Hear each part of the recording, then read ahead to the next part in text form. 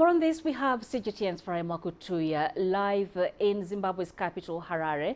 Now, Farai, once again, the AU chairperson putting the issue of Zimbabwe's sanctions high on the agenda at the UN General Assembly. What's been the reaction there in Zimbabwe? Well, I think the reaction is one of, really hailing and welcoming this sort of solidarity, this sort of camaraderie. I think authorities here feel justified and vindicated because it is not just Zimbabwean authorities or just Zimbabwe that is saying that these sanctions are bad, that these sanctions are counterproductive.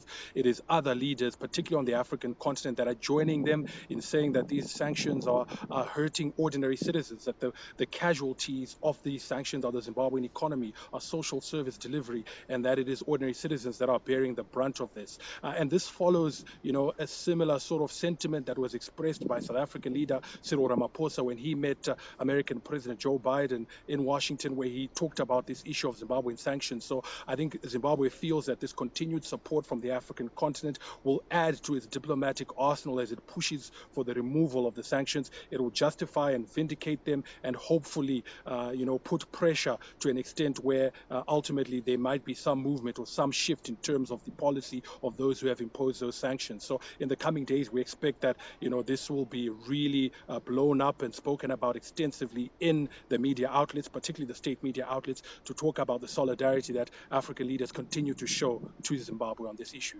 And these calls, Farai, come at a time Harare is facing deep economic challenges. Tell us a bit more about the situation there. Well, indeed, I think the challenges are well documented. I think inflation has been a huge thorn in the flesh of the economy here. It has gone to triple-digit territory. And while there are measures and efforts by the government to try and rein it in, and it has started to retreat a bit, the challenge is the fact that people's incomes have not risen at a commensurate or, a rate that can allow them to afford these prices, even if they were to stabilize. So there's a huge disparity in terms of what people earn and the cost of living. We also have issues of a shortage of liquidity because of the government measures. Zimbabwe dollars are now very difficult and hard to come by, and so many people are being forced to transact in foreign currency, in US dollars, because going through the formal supermarkets you can't get local currency, and it's not everyone who is earning or is able to generate or get their hands on US dollars. So again, it's making a lot of people get into very difficult situations.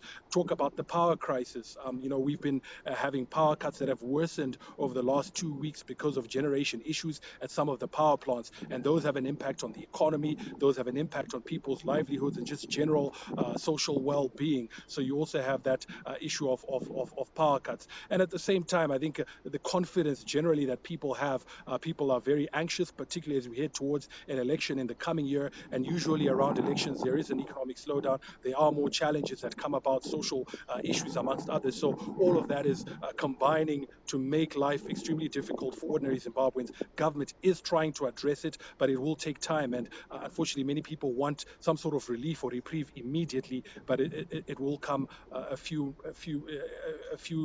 months or weeks down the line and not immediately.